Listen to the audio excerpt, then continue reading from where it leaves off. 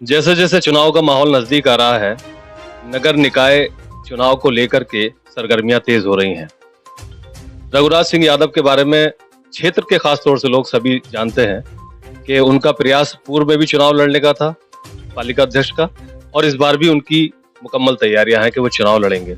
उनकी जो पूरी एक टीम है रघुराज सिंह यादव की, वो चाहते हैं कि उनकी टीम के सहयोग के साथ में और उनके सहयोग के साथ में कुछ कहते हैं कि 125 लोगों को हम लोग बुलावा दे रहे हैं, क्योंकि 25 वार्ड है नगर में, और उन 25 वार्डों में 125 लोगों को बुलावा दे रहे हैं जो लोग सक्रिय हैं चुनाव लड़ने में, और उसमें वो खुद भी शामिल हैं। तो लगभग 126 लोगों का नाम पर्ची में शामिल होगा और उस पर्ची को बच्चों से निकाला जाएगा, और जो जो भी पर्ची, जिस नाम की पर्ची भी उस डब्बे में से, उस बॉक्स में से निकल के आएगी, उसको चुनाव लड़ाया जाएगा। तो चलिए बात करते हैं रघुराज सिंह यादव ने और क्या क्या सोचा है। भाई साहब, सबसे पहले तो स्वागत है आपका फैक्टम के प्लेटफॉर्म पे, और सभी जानते हैं कि आप समाज सेवा में हमेशा सक्रिय रहे हैं।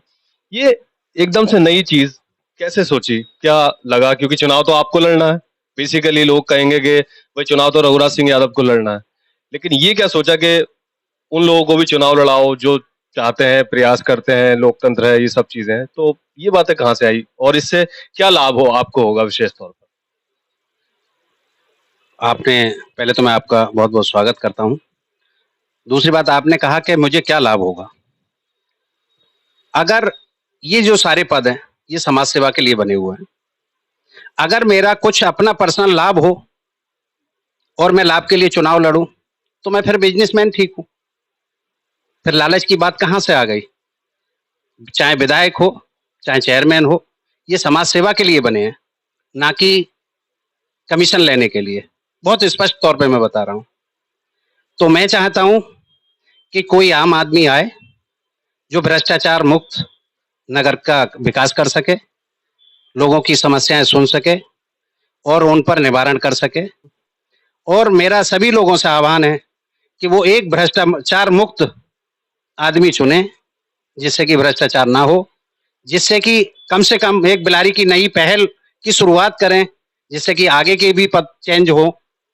तो ये सभी लोगों से मेरा निवेदन है। और जो भी चुनाव लड़ेगा, मुझे कोई लालच नहीं है, मैंने लालच में कोई काम नहीं किया। मैं सेवा करता हूँ तो निस्वार्थ भाव से करता हूँ। ये कौन सा पैमाना है जिससे आप ये तय करेंगे कि वो लोग जिन्हें आप चुनाव लड़ाना चाहते हैं, या आप भी उसमें फहरिस्त में शामिल हैं, वो भ्रष्टाचार नहीं करेंगे या फिर वो भ्रष्टाचारी नहीं होंगे? ये कैसे तय करेंगे आप? ये क्या इसके लिए भी कोई प्लानिंग है? हाँ, इसके लिए भी प्लानिंग है मेरी।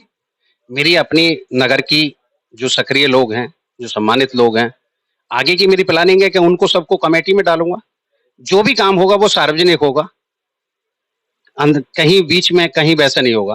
मतलब एक रणनीति जो है वो तैयार है, जिससे ये भी मान लीजिए किसी को अगर आपने सपोर्ट करी और वो अगर चेयरमैन बना, तो उसके लिए भी पूरी एक रणनीति तैयार है कि उसे भ्रष्टाचार करने भी नहीं देंगे। फिर उसके लिए पूरी एक टीम और पूरी एक रणनीति तैयार है।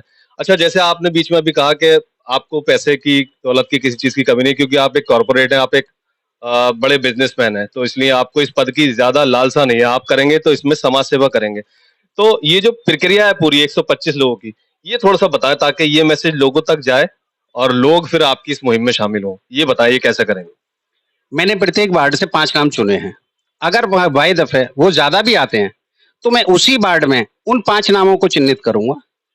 चिन्हित क्या, मैं सारे लोगों की पर्ची डालूंगा और उनमें से 5 पर्ची लूंगा। वो 5 मैं आगे के लिए, आगे वाली उसमें शामिल करूंगा। तो मेरे यहाँ कोई ऐसा नहीं होगा, जो भी कार्य होगा वो चौराहे पर होगा। भविष्य में अगर कोई पद मिला, वो भी एक चौराहे पे ही बैठ के हुआ करेगा, सब लोगों के डिसीजन से, नगर के लोगों के, सम्मानित लोगों की जरूरत उसके हिसाब से। किसी भी बच्चे से एक बॉक्स में पर्ची डाल दी जाएगी, जो भी उसमें निकलेगी वो आगे के लिए पूरी टीम मेरा उसका सहयोग करेगी। इसमें आपका भी नाम होगा? हाँ, मेरा भी नाम होगा। टोटल 126 या 125 लोग होंगे तब? नहीं, 25 के बाद मेरा नाम होगा। 125 में मेरा नाम नहीं है, 25 जब पर्ची होंगे उसमें मेरा नाम होगा। हाँ, पैसे से, तन से, धन से, मन से। और मेरा ये वादा है, अगर मेरी पर्ची नहीं निकलती, किसी और की भी निकलती है, तो मैं उसके लिए झोली फैलाकर हर दरवाजे पर भीख के रूप में वोट की मांग करूंगा उसके लिए। रघुराज जी की बात आपने सुनी, कहने का मतलब साफ है कि वो एक ऐसा अध्यक्ष बिलारी को देना चाहते हैं पालिका का, जो भ्रष्टाचार ना करे और खासतौर से वो जमीनी स्तर का हो और उन लोगों में से हो जो काम समाज सेवा के काम कर रहा हो या फिर वो बेहतर काम कर सके। तो ये एक बड़ा प्रपोजल है उन लोगों के लिए जो समाज सेवा में सक्रिय रहे हैं और आवेदन कर सकते हैं वो रघुराज जी के यहाँ पर या उनसे मिल सकते हैं, बात कर सकते हैं। क्यों लोग आपसे संपर्क कर सकते हैं ना इस विषय में, लोग उनसे या उनके साथियों से संपर्क करके इस मुहिम का हिस्सा बन सकते हैं। और चूंकि ये नगर निकाय चुनाव की बात है और अब जहां तक मुझे लगता है कि इस बातचीत के बाद या उनके इस बयान के बाद अब माहौल थोड़ा सा बदलना शुरू होगा और सियासी जो तैयारियां हैं लोगों की वो भी तेज हो सकती है और सियासी सरगर्मियां बढ़ सकती हैं। तो बने रहिए फैक्टम पर, बहुत जल्दी किसी और अन्य प्रत्याशी से बात करेंगे और बताएंगे कि वो चेयरमैन पद पे बने रहने के लिए क्या क्या करेंगे और उनकी क्या क्या तैयारी। धन्यवाद।